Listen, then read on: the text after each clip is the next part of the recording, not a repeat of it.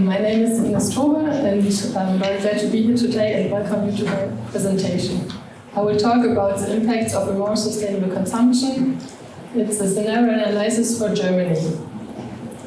I did this in the year 2015 together with Britta Stöver and Drosdowski in the framework of Stöver, which stands for socioeconomic, with reporting on socioeconomic.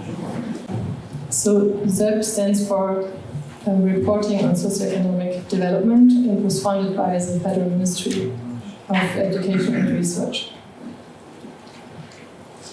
Now I will tell you something about my motivation. The transition towards the green economy is promoted from the United Nations Environmental Programme. It means that economies should be more resource saving and low carbon and socially inclusive.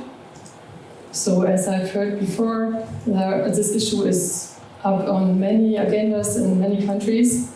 So I want to see at the consumers because they have an enormous influence on the economic development.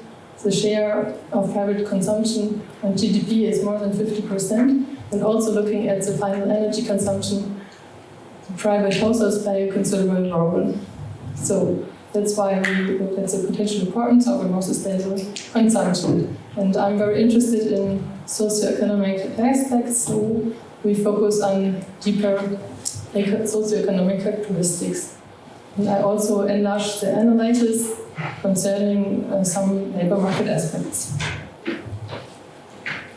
I will continue with the modeling approach. As I said, we focus on the consumption of private households, and therefore we applied the socioeconomic consumption module demos with socioeconomic information on income components and consumption structure for household types. The model is based on survey data. The main source is the household budget survey. Contains detailed data about income generation and the use of income by consumption purposes. Another important source is the microcensus, which offers, for example, data about the number of households and household sizes. The module is linked with the economic core model Inforum.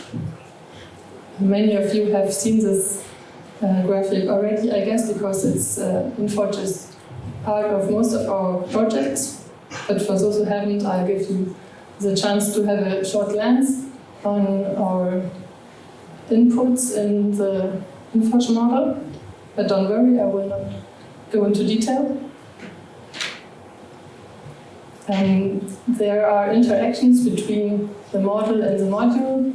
So the income components and the consumption by purposes is projected in Inforum to the year 2030.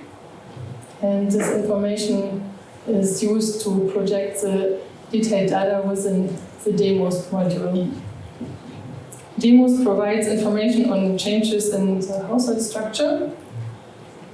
Each household group changes the consumption expenses according to the new income situation. Then the sum of the household consumption expenditures is calculated newly and reintegrated into Inforum. So how did we implement a more sustainable consumption in the modern context? We used a simplified understanding of sustainable consumption. It's a multi-dimensional concept. There's a great landscape of research behind the concept of a sustainable consumption. And it's difficult and controversial with regard to the characteristics of sustainable consumption. So we used a simplified understanding. It was too complicated. And we had also restrictions concerning the project volume. So we focus on the consumer behavior of private households. Therefore, we look at consumptions that are more harmful to the environment. So it's a consumption of physical goods, for example, cars, furniture, and consumption that is less harmful to the environment, just the consumption of services imagery goods, e.g. theater visit or a new massage or learning a new language. For selecting for consumption purposes, so 41 are implemented in the model. We looked at the aggregation for both consumer goods, non-durable goods, consumer durables and services. Because it's an aggregation of these purposes, there are partly mixed services and other goods, so we had to look what we could use and what not. Is it plausible? Yeah, we did also plausibility checks. For example, the package holidays is here part of the services, but with regard to concerns about the sustainability of long-distance flight trips, for example, we excluded it from our analysis. And we also excluded the imputed and actual rentals for housing. Here you can see the main assumptions, the changes in household expenditures and consumption purposes.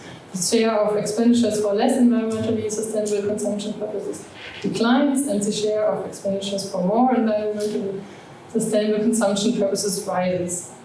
So the total amount of consumption expenditure stays constant within the scenario time horizon to uncover the structural effect. And because it's more likely that consumers don't change their behavior at once, but it takes time, we implemented a linear increase shift until 2030. So then less environmentally harmful consumption purposes are plus 5% of total consumption, and compared to the reference and others, 5% minus. Here you can see the development of selected consumption patterns rated as more environmentally harmful. As you can see, the shares already decline, except for the share of electricity, gas, and other fuels, which is due to higher prices. Now I come to the main results. But we should keep in mind that we used a simplified understanding for it, so the results can be seen as a guideline, but not claim for completeness or generality. So the impacts here are shown on the macroeconomic development. The shifts in the final demand lead to changes in production. The impact on GDP is positive. As you can see, it's in 2020, the deviation is not as big as it is in 2030 because of the implemented shift. And here you can see the decrease of German imports and exports. And the changed behavior weakened the international competitiveness through rising unit costs and production prices. This slide shows the impacts on employment development by industries. So the shifts lead to changes in employment as well, of course. Decreases are seen in the here in the left side, where the manufacturing industries are placed, and there are increases in the service sector seen on this slide. The major reduction is taking place in the section G, trade, maintenance and repair of the hybrids. And major deviation, positive deviation is to see in the section T, the activities of households as employers. And also a very quite high deviation is for the section Q, the health and social services.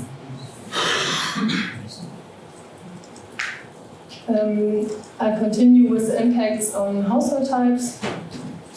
So the shifts lead to changes for different types of household.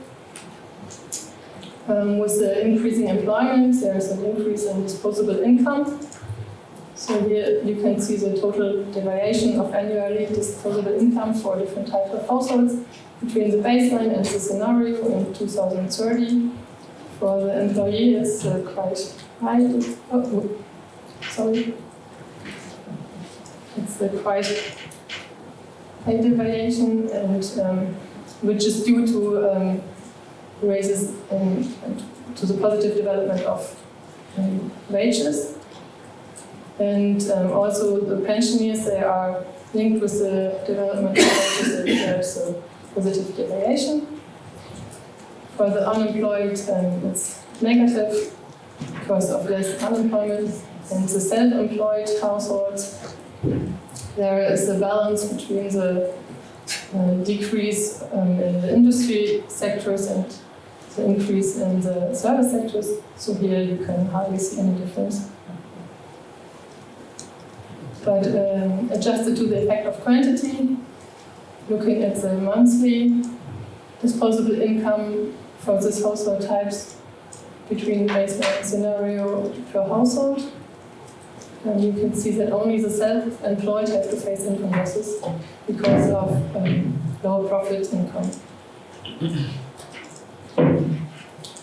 As I said in the beginning, I wanted to enlarge the analysis and some aspects of the labor market. Here I choose to show some information on the job requirement, also possible for other variables if there's data available, so for gender or for working hours and so on. Because it's not part of the modeling. At the time we did this analysis, I chose to look at the two economic sectors with the maximum deviation of employment, which is T and Q. So I here show you the sum. Here you can see the structural requirement levels and for the sections, and here for the total economy. As you can imagine that with the changes we implemented and higher employment in the sectors T and Q, that there will be changes in job requirements and different requirements will be needed. Here are more skilled workers and less specialists and experts than in the total economy. I did it as well for the occupational main groups. So here I looked at the top 4 of occupational main groups in sections T and Q and in total. The top 2 are the same as occupations in business management and organization. Here it's 12%, and in section T and Q it's 10%. There's not such a big difference, obvious, but for the medical and healthcare occupations, here it's 7%, but here a share of 42%, so you can assume that there are changes in required occupations and different occupations will be needed. Now I come to my conclusion. So the reconstruction of the economy has impacts on economic development in general, in sectors, qualification, occupations and service, and potential earnings.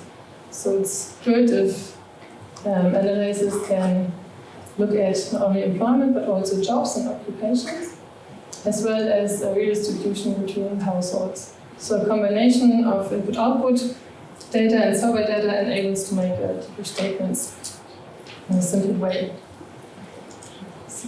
But the reconstruction is a big adventure due to globalization and digitization taking place at the same time. So in Inforum can observe and model such a reconstruction in concert with all partners and accompany in a consultative way.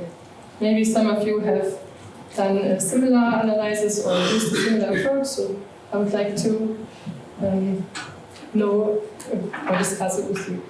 So thank you for.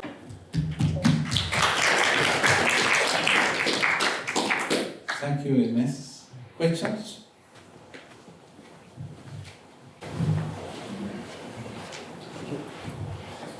Thank you, Ines. I have not a question, but rather a comment. This is the third report, this our second day of the conference, where I hear that the income inequality is not decreasing in any model. We have seen that in Chinese scenarios. We see now for Germany Yes, you have seen the same thing. I think so. The life becomes more expensive. The income condenses in some sectors for some people. Unemployed people or people with a low income, they become more segregated, more separated. It seems. It's what our models show.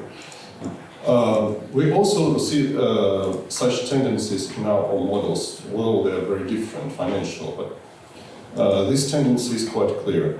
So I think it's just a point to dwell upon. Why are so many economists are thinking about universal basic income, for example? It's kind of a first answer to this question. Maybe it's not a very correct answer, but it's the first and very simple. Other ways of fighting income inequality. Well, thank you for illuminating this point. That's what I want. Want to comment on the comments? Yes, thank you for your comment. What I thought was just a deviation between the baseline scenario and the scenario analysis we did. So it doesn't say. What scenarios we have?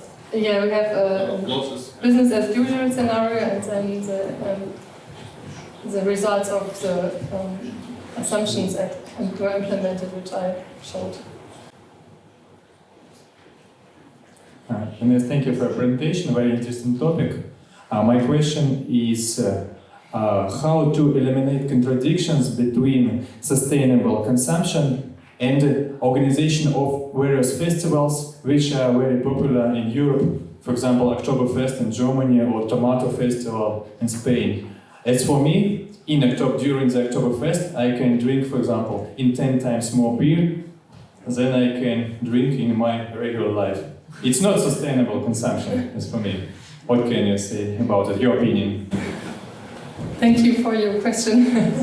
This is a seasonal thing, I guess, Oktoberfest. And as I said, the concept of a sustainable consumption is very controversial. So sometimes some measures are environmentally helpful, like buying regional products, for example, and for less to decrease the emissions on CO2. But on the other side, there's a social aspect of sustainable consumption, and so it might cause income losses in countries which would usually export the product. So it's a diverge and difficult concept. Yes, I have a question about your results, where you are showing that you have an increase you have a decrease in imports, in exports, that slide there. Yeah, you say that you have a decrease in international competitiveness because you have raising unit cost and prices. I wanted to know why. Is that due to the fact that you have a shift from higher productive sectors to the lower production sector? Is that yes, that's exactly what it is. Because the unit costs there's a labor in it, the wages, and they rise because of the higher, the more labor intensity on the service sectors. Right. That's what you say. Okay. So you assume that there's no change in those sectors due to increase in production, but you are having the same productivity as before. Yes, and for the sectors, I think it's the same productivity, but in general, it's shrinking because of the productivity in the industries is decreasing. Right, but when you have this assumption of your scenario, you increase some consumption and you decrease other consumption. And do you have then an effect given by the demand system or not? Because usually when you have this sort of changes, they are not independent from one another, because you have a change in the overall demand of, It's, and then you have a change in the income level, which is also important in what you have in your demand system. yes, thank you for pointing this out. It's an endogenous issue, so it's solved endogenous in the model equation. I have a similar question, and I would like to ask you if you, as Rossella told you, you say that you move exogenously the weight of some consumption group down and other group up, and you obtain as a result a different system of prices. But you take into account the effect of these prices on the composition of your consumption, because you put exogenously a different composition, but you can obtain also as a result a different composition with respect to the starting point, thanks to different price system. And this is the first question. The second one is, if you take into account that when you say that the results is that you have less manufacturing sector and more services. In my experience, many services are concentrated in the cities, in the downtown. And that means that you have a higher level of concentration of population close to the service.